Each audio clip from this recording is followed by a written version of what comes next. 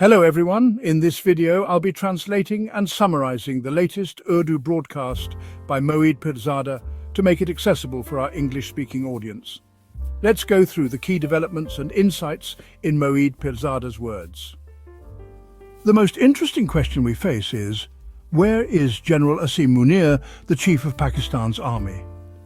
The Times of India, a major newspaper in India, raised this question just a day ago with a headline, "Where is General Asim Munir?" The newspaper discussed a major protest that occurred outside the Pakistan embassy regarding General Asim Munir's arrival in Washington. The headline suggested that no one seems to know where General Asim Munir is. An interesting aspect of this development is the complete silence of Pakistani newspapers. If you look at major English newspapers in Pakistan or the websites of television channels, there is no headline or story that tells us where General Asim Munir, who had travelled to the United Arab Emirates with Prime Minister Shahbaz Sharif and Ishaq Dar, went after that. When did he arrive in America? Who is with him? Who invited him? And what discussions and negotiations are taking place there? This has created an interesting situation. Let me share some more details on this. Now, returning to General Asim Munir, where is he? TOI's story raises questions about his whereabouts. In Pakistan's media, as I mentioned, there is total silence. But there was a report on the English website of Pakistan's major television channel, Geo News. It said that in New York's Times Square, videos are being shown welcoming General Asim Munir, with US senators also scheduled to meet him. Geo News claims that the US top military leadership invited him to Washington and that he will be here for about a week. I had mentioned earlier that on June 18th, General Asim Munir is scheduled to meet with the Pakistani community in America at the Pakistan embassy. Now, Geo's claim about Times Square seems a bit exaggerated. The more likely scenario is that it was the Pakistani community that sponsored the billboard ads. These billboards are available for anyone to advertise, and the probability is higher that a Pakistani group or company, possibly with the embassy's guidance, paid for these ads. According to Geo News, these ads will continue for a week, which means quite an expense. They are aware that Times Square is full of tourists every evening, and this is an effort to give General Asim Munir some visibility here. Sources that told me 24 hours ago suggested that General Asim Munir may have a meeting with Donald Trump. But now, sources say that meeting may not happen or has been cancelled. On June 16th, there was supposed to be a meeting with the US Secretary of State, Marco Rubio, who also serves as the National Security Advisor. However, we don't know if this meeting took place and what was discussed. The agenda was expected to include China, Afghanistan, the current situation in the region, US-Pakistan relations, and domestic politics in Pakistan. The US may express its desire for more democratic conditions in Pakistan's domestic politics. One undeniable fact is that since the four-day war between India and Pakistan, the Trump administration has started seeing General Asim Munir as an important decision-maker. His role is seen as crucial for various reasons. This is not a big issue from the perspective of Pakistan's democracy, as the US had a strong relationship with General Musharraf's administration as well, based on trust. When there is such trust, the US can make recommendations and pressure a country's domestic politics. This is not necessarily negative. It depends on how both sides handle it. It is also important to note that the release of Imran Khan from prison is only possible if there is some common ground between Imran Khan and General Asim Munir's team.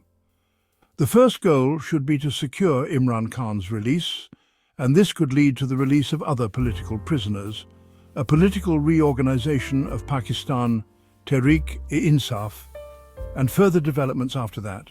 From a political perspective, this could take anywhere between 18 to 24 months.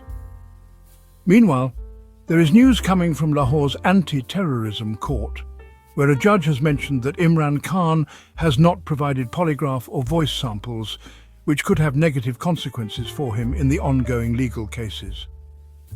Now, moving to the Iran-Israel situation, the war has entered its fourth day as of June 16th.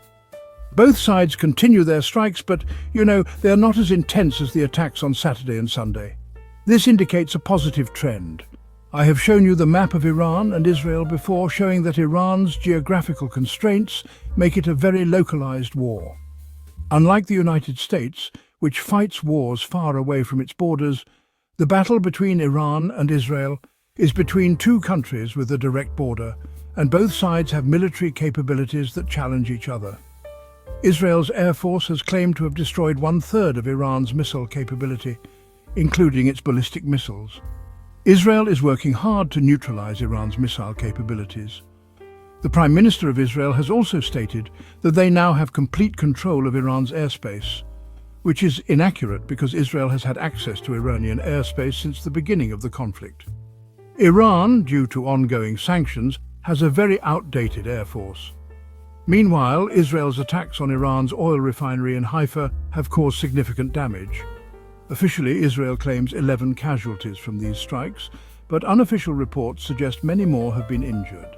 In contrast, Iran has suffered significantly higher losses.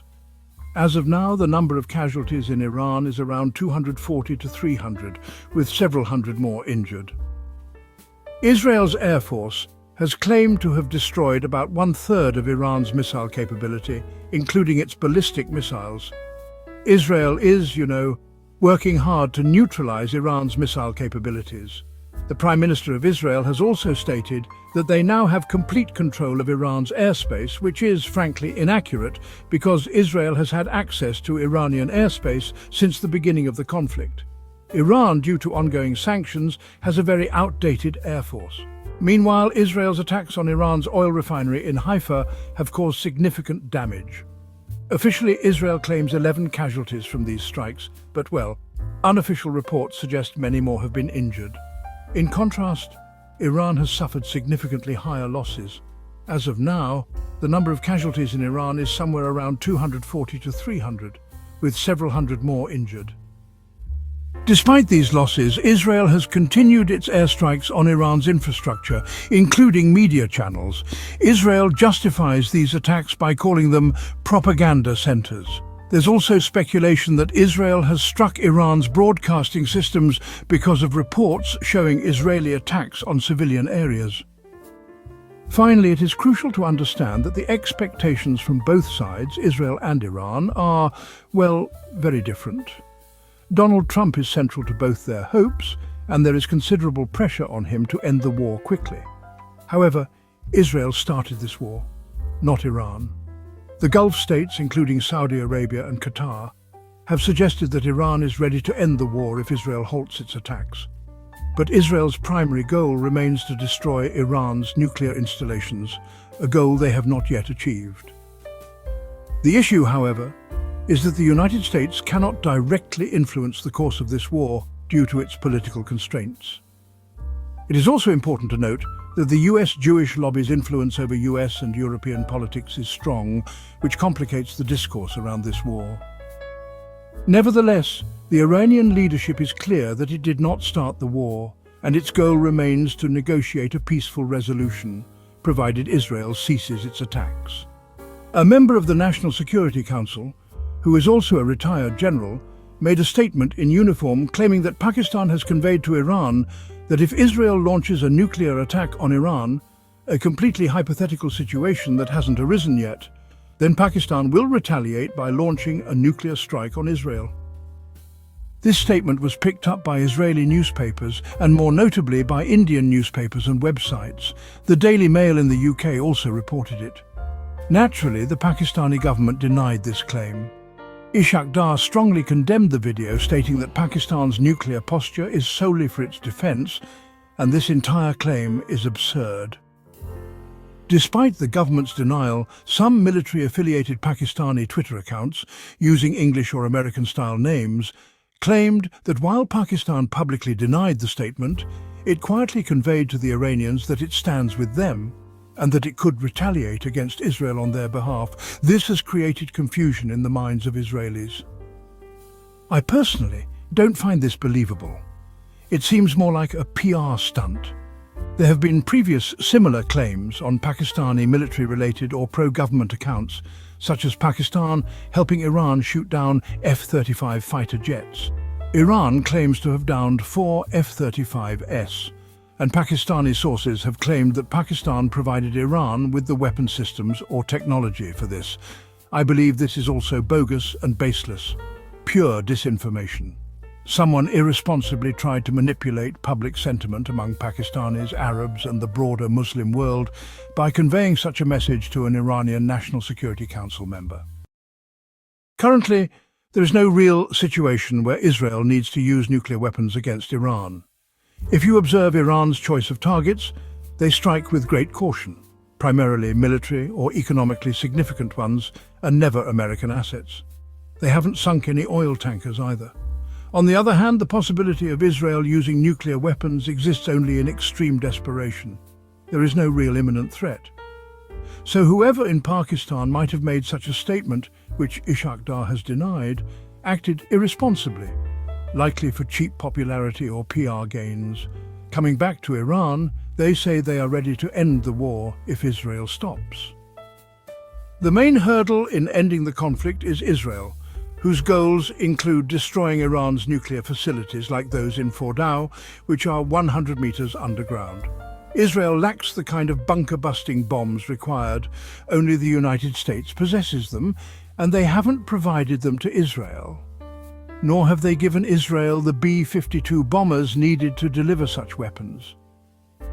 On June 14th, the 250th anniversary of the United States military and Donald Trump's birthday, Israeli Prime Minister Netanyahu made a video appeal to the United States government and Trump personally, asking for their support in the fight against so-called mullahs and claiming it was a battle for global freedom.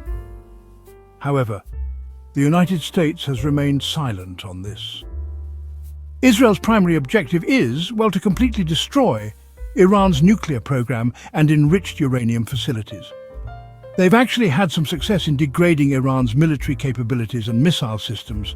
Economically, their aim is to pressure Iran to a point of collapse and regime change, replacing the current Iranian government with a pro-West or pro-Israel regime, much like what happened in Iraq or Syria. This has been a long-standing goal, openly acknowledged by Israeli leadership. Recently, US sources told Reuters and AFP that Israel had an opportunity to target and possibly eliminate Iran's supreme leader Ayatollah Khamenei within the last 36 hours. When presented with this option, President Trump firmly rejected it. When asked about it on television, Netanyahu avoided a direct answer, but hinted that if Khamenei were eliminated, the war would end, which frankly reinforces the credibility of those US sources. Meanwhile, US forces are actively intercepting Iranian ballistic missiles and drones across Syria, Iraq, and the Eastern Mediterranean.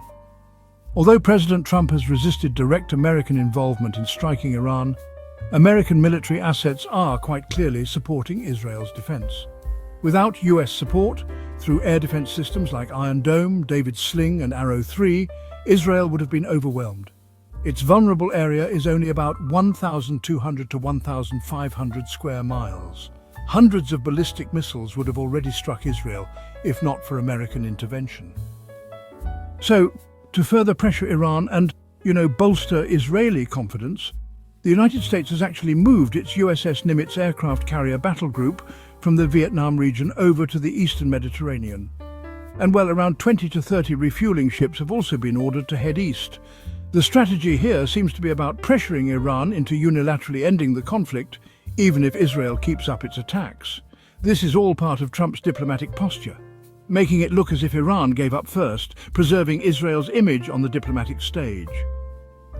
Now, Russia appears to be more active than China when it comes to mediation.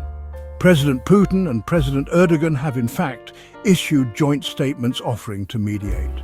Russia has also proposed that it could handle Iran's enriched uranium for peaceful purposes, but honestly, it's still unclear whether Iran is going to accept this offer.